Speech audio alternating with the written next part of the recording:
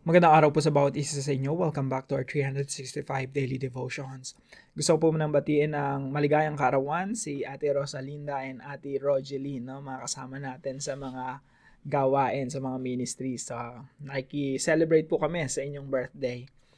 Natutuloy po natin yung ating series patungkol po sa 7 Marks of a Healthy Family. Ito po ay special devotional seminar natin this week. So marami na po tayong na-cover, no? Una, culture. Culture of love, respect, and obedience. Number 2, communication, open and safe environment. Number 3, we talk about community, meaningful moments together. And we also talk about cash, team stewardship, and financial freedom. And number 5, commitment, family devotion, and discipleship. Ito po yung ating devotion ngayon, no? Patungkol sa commitment. Gusto mo bang maging healthy ang iyong family, healthy when it comes to spiritual health, relational health, emotional health? We have to commit. Meron tayong commitment. At ang commitment po natin may kinalaman sa family devotion and discipleship. Now, yung pag-aaralan po natin, magmumula po sa Deuteronomy chapter 6, verse 5 and 7.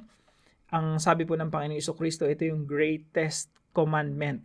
Listen mga kapatid, ito daw yung greatest commandment according to the Lord Jesus Christ. That's why we have to focus on this devotion. Pakinggan po nating mabuti. Sabi rito, verse 5, love the Lord your God. That's the greatest commandment. Love the Lord your God with all your heart and with all your soul and with all your strength. These commandments that I give you today are to be on your hearts.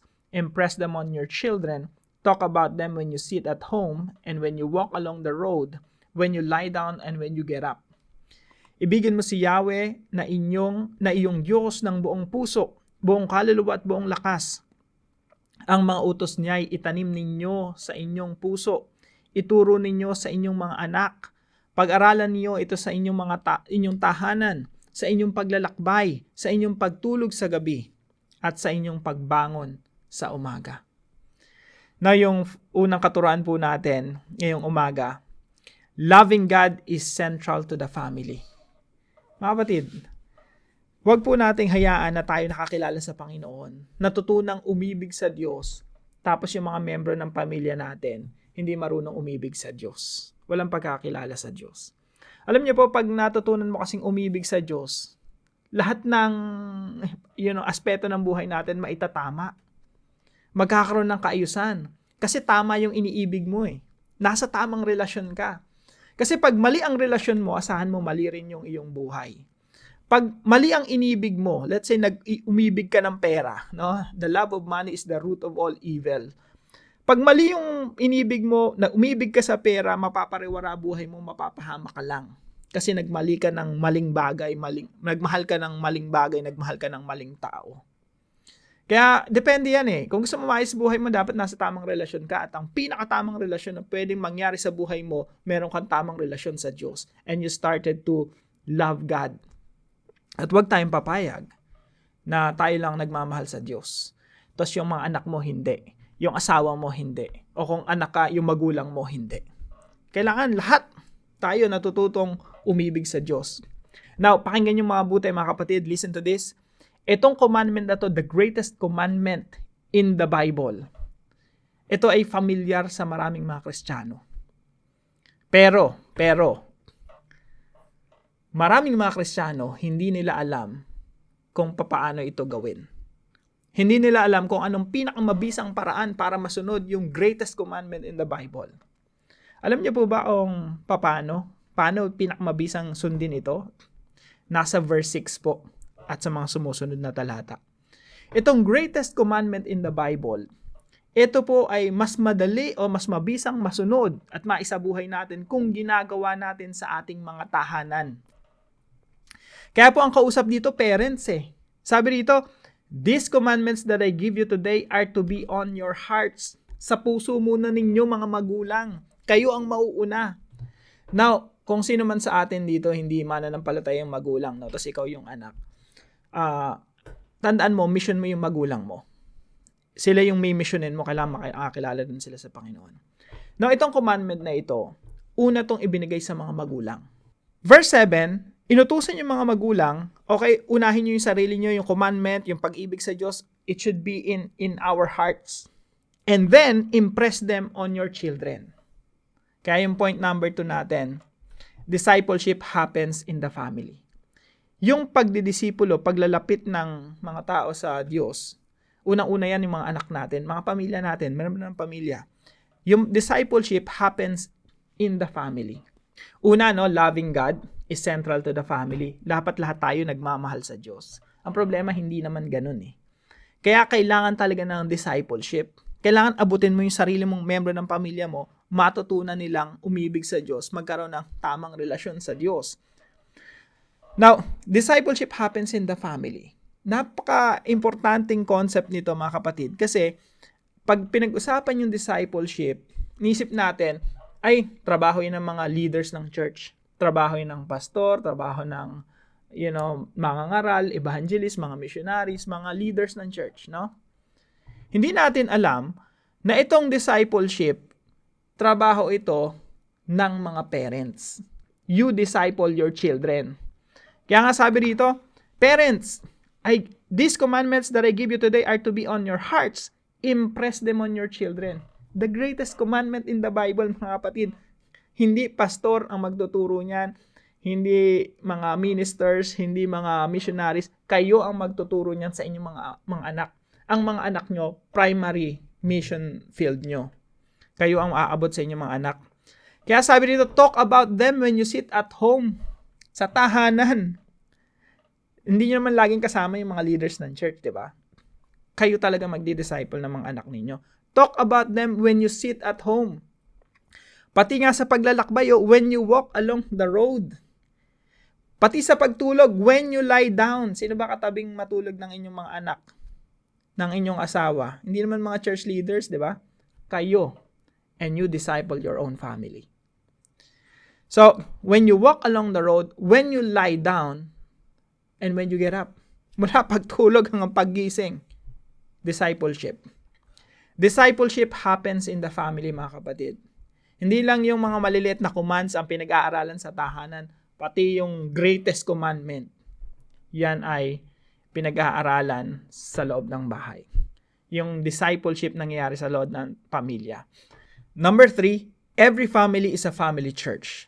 Alam niyo po ba na etong Deuteronomy chapter 6 verse 5 and 7, ito ay in-apply talaga ng mga New Testament believers. Talagang ang perfect or yung pinaka-mabisang paraan para maisakatuparan ito, gawin talaga sa mga tahanan. Kaya makikita niyo po sa New Testament church, by the way, sa New Testament, wala pong church building dyan. Walang church building na kagaya ng meron tayo ngayon. Yung church, nandun sa loob ng tahanan. And I hope that will revolutionize your mind. No? Yung church, nasa tahanan. Ngayon kasi, lalabas ka ng bahay para pumunta ka sa church. Pero nung unang panahon sa New Testament, yung church, nandun sa tahanan. Magbasa po tayo ng ilang mga talata sa Bible. Romans chapter 16 verse 5, greet also the church that meets at their house. Nasaan daw yung church? Nasa bahay. Kasi yung church, tao. Hindi yan yung lugar na pinupuntahan. The church that meets at their house. Isang verse pa. 1 Corinthians 16:19. The churches in the province of Asia send you greetings. Aquila and Priscilla greet you warmly in the Lord. And so does the church. Nasaan yung church? That meets at their house. Nasa bahay ni Priscilla and Aquila yung church. Another verse, Colossians 4:15. Give my greetings to the brothers and sisters at Laodicea and to Nympha and the church. Nasaan daw yung church? In her house. Isang verse pa para talaga bumuon sa puso't isipan natin. Also to Apphia, Philemon verse 2. Also to Apphia, our sister, and Archippus, our fellow soldier, and to the church that meets in your home. So yung church po, nasa bahay dapat. Dali natin sa bahay. Hayaan natin ang bawat membro ng pamilya natin ay makakilala sa Panginoon at magtipon-tipon tayo. Let's talk about how to love the Lord. Yung pinaka-essence ng Deuteronomy chapter 6. Let's talk about on how to love the Lord. Bago tayo matulog mga anak, paano natin mamahalin ng Panginoon ngayon, bukas, at sa mga susunod na araw. Mga anak, mamamasyal tayo, babakasyon tayo. Paano natin mapapakita yung pagmamahal natin sa Diyos sa paglalakbay natin na ito? Ganun po yung nakasulat dito sa mga talata, no? Tanong, mga kapatid, paano natin ito maisa sa buhay? Number 1, application. Start a family devotion and pray together. Marami po sa atin hindi nagde-devotion, marami sa atin hindi nananalangin na magkakasama bilang pamilya. Simulan natin. Kung hindi yan kultura ng pamilya natin, gawin nating kultura. Parents, kayo po ang nagsishape ng inyong kultura. If you don't do this, it will not become a culture. Kayo po ang magpapasimula niyan. So, parents, or kung ikaw anak, gawin mo sa bahay mo, lead mo yung family mo, no? Lead mo yung mga magulang mo. Now, dito sa mga talata na ito, let's focus on parents. Number 2, start a Bible study with family. Nagde-develop na, no? Yung una, nagnonood lang ng devotion natin dito with Russell Ocampo. Later on, kayo na mismo nag-aaral na, nagba-Bible study na, no? Bilang isang pamilya or magsimula sa mag-asawa.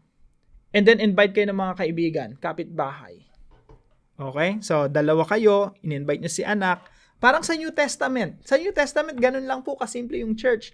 Hindi yan institutionalized na kailangan meron kayong malaking basilika, malaking building, tapos andyan may mga program, ang daming, sunod-sunod ng program, tapos tayo upo. Hindi, yung church ganito lang kasimple sa tahanan lang. The church that meets at home. Andyan lang si nanay, si tatay, mga anak. Parang si Zacchaeus, yung asawa niya, pamilya, mga anak, mga kapitbahay. Nag-gather, nag-decide na, Lord, we will follow you. We will worship you. We'll study your word. We will, grow together as a community. That's the church. So, start a Bible study with family and friends. Magtipon-tipon kayo, mag-aral kayo ng salita ng Diyos. And then, start a micro-church. Point number 3. Start a micro-church, the church at home. Napakasimple lang po ng New Testament church. Ang New Testament church, tinatawag rin nating micro-church or house church or simple church. Napakasimple lang. Yung sala mo, pag Sunday or Saturday, pwede mong invitein yung mga kaibigan mo, asawa mo, anak mo, kapatid mo, kapitbahay mo, isang kaibigan, pagsama-samahin mo dun sa sala kung ilan yung tao na kasya dun sa sala mo. Tapos mag-aaral kayo ng salita ng Diyos. That's already the Church of Jesus Christ. Kahit hindi mo i-register sa sect yan, kahit wala kayong pangalan, hindi mo naman kailangan ng religious affiliation, kailangan nyo lang maging follower ni Jesus para maging Church of the Lord Jesus Christ. So, start a micro-church. Pwede kang maging church planter, kapatid. No? Start a micro-church. The church at home. Now, hindi naman kailangan laging sa bahay. Pwede naman kung ikaw ay teacher, pwede kang mag-start ng Bible study sa school. Actually, ang New Testament vision is to fill the whole world with worshipers. Punuin ang buong mundo ng mga sumasamba sa ating Diyos. At ikaw, kabilang ka ron, pwede kang church planter, no? Ako, ang vision ko, New Testament vision, magkaroon ng church sa husgado, sa kongreso, sa mga government, municipal halls, sa eskwelahan, sa mga ospital, sa mga bahay-bahay. That's the New Testament vision. Everyone can be a church planter. Kung wala kayong membership, bago ka lang naging Kristiyano through our channel, through our devotions, tapos gusto mong simulan yung micro-church sa iyong tahanan, no? Invite yung mga kaibigan mo, makamag-anak, tapos gusto nyo connect sa ministry natin, kontakin nyo lang ako, no? Anywhere in the world, no? Kahit nasang parte kayo ng mundo, you can have a micro-church or a New Testament church. Ang pinaka-importante po rito, masunod natin sinasabi ng Panginoong Hesukristo, ng Biblia at ng Panginoong Hesukristo to love the Lord with all our heart, with all our soul, and with all our strength. At magpatuloy yung discipleship sa loob ng tahanan. Para po sa ating discussion, on a scale of 1 to 10, how would you rate your family in terms of praying and having devotion together? Pangalawa, what are your strengths and weaknesses in this area? Number 3, how will you introduce devotion or microchurch to your family? Pag-usapan po natin yan sa ating mga discussion groups. Samahan niyo po ako sa panalangin, mga kapatid. Heavenly Father, we thank you for the gift of family and the love that binds us together. Help us to center our homes around your love, making it the heart of our relationships. May discipleship flourish within our families, guiding us to follow you more closely and reflect your grace in all we do. Let each family be a true family church, where faith is nurtured and shared. Strengthen us to support and uplift one another, growing together in your love and wisdom. May our homes shine with your light, spreading your love to all our friends and neighbors. In Jesus' name, amen and amen. Salamat po sa katuwang natin sa devotion natin na ito, si Brother Edwin. Pagpalain ng ating Panginoon. At kung kayo po ay may natutunan sa devotion na ito, ay palam nyo lang po sa comment section right below this video. And please share this devotion to your family and friends.